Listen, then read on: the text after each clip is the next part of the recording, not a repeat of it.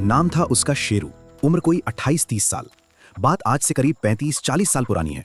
शेरू गांव-गांव जाकर पुराने अखबार खरीदने का काम करता था। उसकी कोई पक्की दुकान नहीं थी, बस एक पुरानी साइकिल और पीछे बंधा बड़ा सा गट्ठर।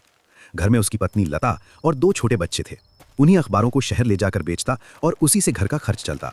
उस जमाने में न बिजली थी न पक्की सड़कें, लोग पगडंडियों से आते जाते थे। शेरू भी रोज उन्हीं रास्तों से होकर दूसरे गांवों में अखबार लेने जाता। एक दिन सुबह सुबह वो निकला। उस दिन किस्मत अच्छी थी, उसे काफी पुराने अखबार मिल गए। लालच में उसने सोचा चलो एक गांव और घूम लेता हूं। लेकिन ऐसा करते करते वो अपने गांव से बहुत दूर निकल आया। जब उसने वापसी शुरू की तो रात के करीब 10 बज चुके थे। हे भगवान, आज बहुत देर हो गई, लता और बच्चे इंतजार कर रहे होंगे, वो बड़बड़ाया। घर जाने का लंबा रास्ता था, पर जंगल वाला रास्ता छोटा पड़ता था। जल्दी पहुंचने की चाह में वो जंगल की ओर मुड़ गया। दूर कहीं लालटेन और आग की हल्की रोशनी दिख रही थी, जिससे उसे थोड़ी हिम्मत मिल रही थी।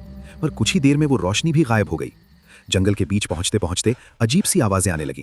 कहीं पत्तों की सरसराहट, कहीं किसी के कूदने की धप-धप। साथ ही एक सड़ी हुई बदबू हवा में घुली थी। शेरू ने खुद को समझाया, शायद गीला पानी होगा या मेरे अखबारों की आवाज होगी।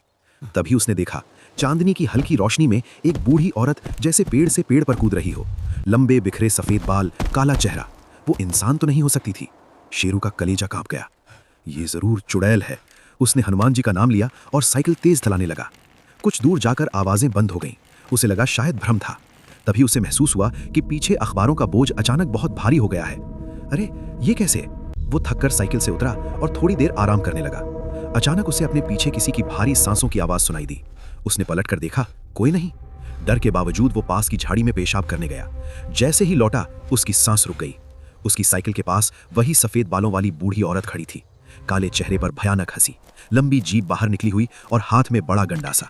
वो उसे इशारा कर रही थी, मुझे बहुत भूख लगी है। अब शेरू समझ गया, ये मांस नोचनी चुड़ैल है। जान बचाने का एक ही रास्ता था, भागो। वो साइकिल छोड़कर पूरे जोर से गांव की तरफ दौड़ा। चुड़ैल भी उसके पीछे विकराल रूप में दौड़ रही थी। शेरू जोर जोर से जय हनुमान चिल्लाता रहा। जैसे ही गांव की सीमा आई, चुड़ैल ने एक भयानक चीख मारी, रुक, मुझे बहुत भूख लगी है, और हवा में गायब हो गई।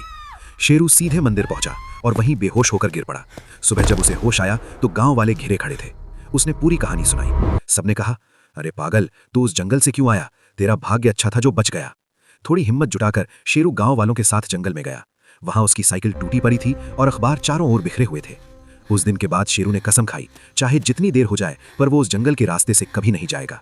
और सच में उसने फिर कभी उस जंगल की ओर मुड़कर नहीं देखा।